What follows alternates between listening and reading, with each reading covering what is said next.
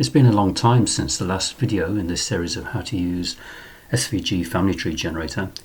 All the previous videos were how to develop a presentation, whereas this one really shows how to use a presentation, how it's going to look to the end user. This example will use two websites that were done for specific family tree purposes. The first one looks at Campbell surname and the second one looks at the Frawley surname, and they have a connection. This is the Campbell website, and in the corner there you'll see a menu to go to different pages with images and history of the family. The one that we're really interested in is the family tree one. So if we go to that page, we'll see a familiar display of boxes from SVG family tree generator. This tree has all the usual features such as hover text if I hover over someone, or expanding the image into a different tab. Since the last videos, the way that it presents biographical details has changed. So rather than it popping up below, which causes a scroll of the tree, it now pops up over the top, and you can have multiple. So let me show you multiple ones, and you can resize them.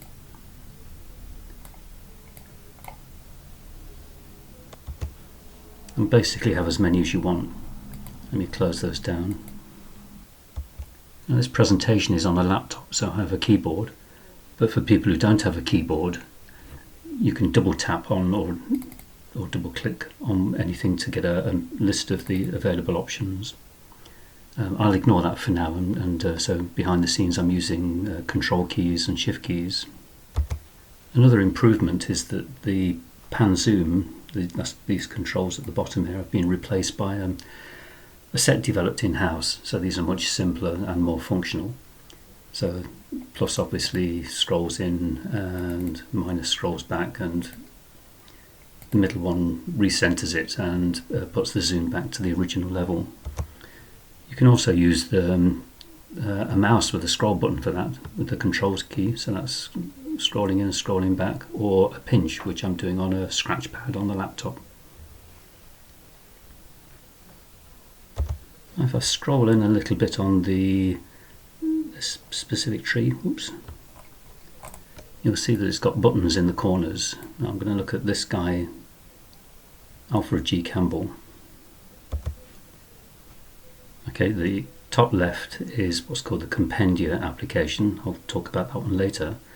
This one jumps to a linked tree, so this is the Campbell tree, and if I click on this arrow it will take me to the Frawley tree where this lady is also present.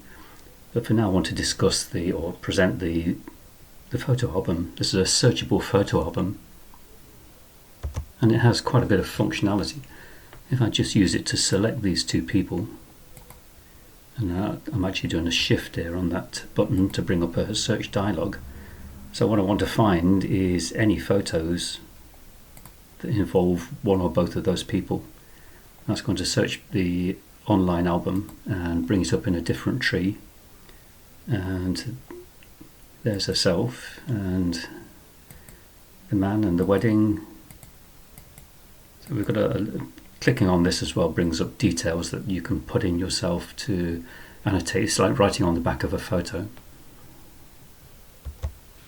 If I go back to the tree, and let me just move that out of the way,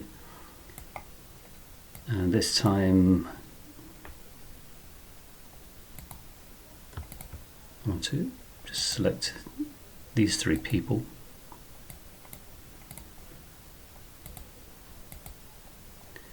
Now what I want to do is to search for any photo that involves all three, so that's not just any particular any of the selected people, but all of the selected people. So that's going to go back to me. Oh, there's just one photo that includes them. Luckily I knew about that beforehand. One last thing I want to show you here is if I ignore all of the selected people and just choose an event or a place. And these are all ones I've entered against the different photographs. Let's just see all wedding photographs. It doesn't matter who they are, but all wedding photographs. That's going to go to the image tab, and there we have or wedding photographs.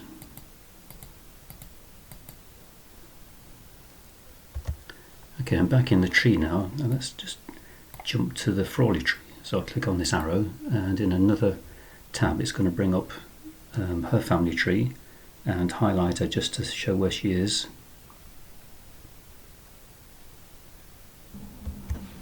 I'm just going to scroll in a little and look at her parents, because in this Compendia application what it does is give links to anything that you find interesting. So it might be images, although you can put those to better use in the searchable image albums, or scans, or certificates, or links to articles, or even other family tree products.